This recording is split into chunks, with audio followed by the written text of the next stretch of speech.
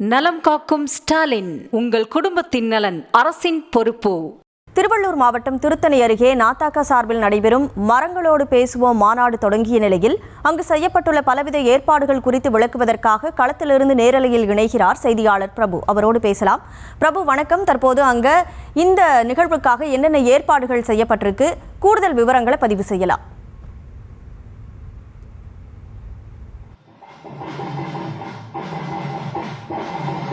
வணக்கம். அதாவது மரங்களை பாதுகாக்க வேண்டும், இயற்கை வளத்தை பாதுகாக்க வேண்டும் என்ற நோக்கில் மரங்களோடு பேசுவோம் என்ற மாநாட்டினை சீமான், அதாவது நாம் தமிழர் கட்சியின் தலைமை ஒருங்கிணைப்பாளர் சீமான் தலைமையில் தற்பொழுது தொடங்கி இருக்கிறது. இந்த மாநாடு தற்பொழுது பம்பை உடுக்கை என்ற கலை அடிக்க முழங்க தற்பொழுது இந்த மாநாடானது தொடங்கி இருக்கிறது.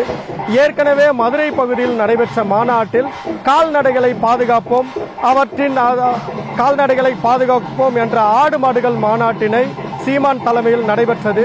அப்பொழுது கால்நடைகள், அதாவது மாடுகள் முன்னிலையில் மேடை அமைத்து சீமான், அதாவது நாம் தமிழர் கட்சியின் ஒருங்கிணைப்பாளர் சீமான் சிறப்புரையாற்றினார்.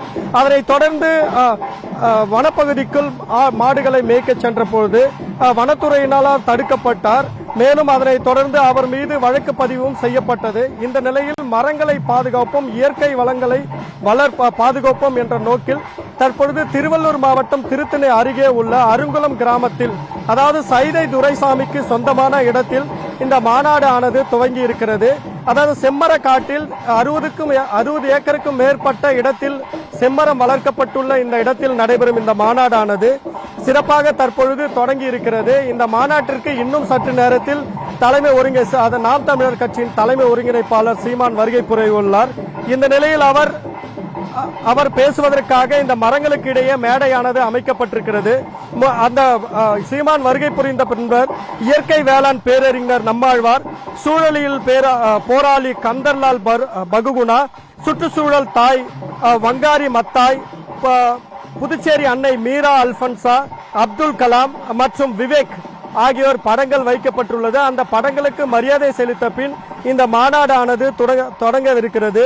அவர் மாநாட்டிற்கு வந்து இந்த மரங்களோடு பேசி பின்னர் அந்த மரங்களுக்கு முன்னிலையில் அமைக்கப்பட்டிருக்க அந்த மேடையில் நின்று அந்த மரங்களை எப்படி வளர்ப்பது, சுற்றுச்சூழலை எவ்வாறு பாதுகாப்பது, சுற்றுச்சூழல் இல்லாமல், அதாவது மரங்களை வளர்க்காமல் மனிதர்கள் வாழ முடியாது என்ற நோக்கில் அவர் பேச உள்ளதாகவும் இங்கு தகவலானது கிடைத்திருக்கிறது.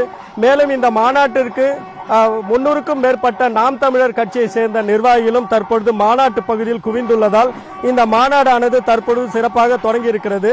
இந்த மாநாடு முடிந்த பின்னர் அடுத்த மாதம் தண்ணீருக்கான மாநாடும் இங்கு அடுத்த மாவட்டத்தில் வேறு ஏதோ ஒரு மாவட்டத்தில் நடத்தப்படும் எனவும் நாம் தமிழர் கட்சியின் ஒருங்கிணைப்பாளர் சீமான் தரப்பில் கூறப்பட்டிருக்கிறது. இந்த நிலையில் மரங்களுடன் பேசுவோம் என்ற மாநாடு, அதாவது மரங்கள் மாநாடு தற்பொழுது உடுக்கை பம்பை கலையுடன் இங்கு தொடங்கி இருக்கிறது.